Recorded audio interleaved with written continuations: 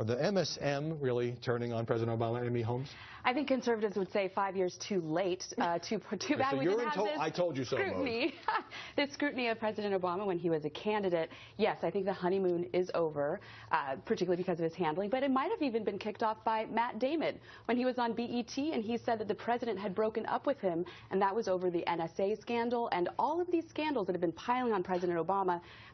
Capping off with Syria and his mishandling, bumbling of that issue. Washington is about kicking people when they're down, right? There is a reason that President Obama got a second dog, right? He needed another friend, okay? And he's perceived to be weak, and when you're perceived to be weak, and he's down in the polls. And he's down in the polls, then people are going to go after you, right? And so I think that's part of it, is there's a piling on aspect.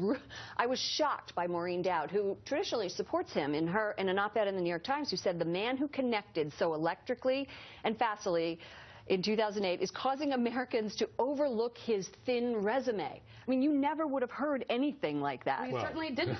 Well, I think you did. But, okay, look, Joe Klein, Maureen Dowd, your side is castigating him in really harsh personal terms, ripping the staff as being second-rate, saying he's not a leader. This is quite a turnaround.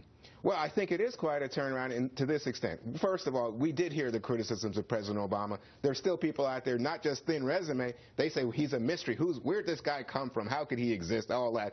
So we hear criticism mostly from the right. There's no shortage of that. But I will say on the left, it's striking to me, and I think that a lot of these people think they're gaining credibility by jumping in at this point when, as you rightly said, he made some crazy moves that people just don't understand what he was doing on the Syria thing. Turns out, so far, he's escaped unharmed, and the country is better for it because we didn't have to go to war. Bill Clinton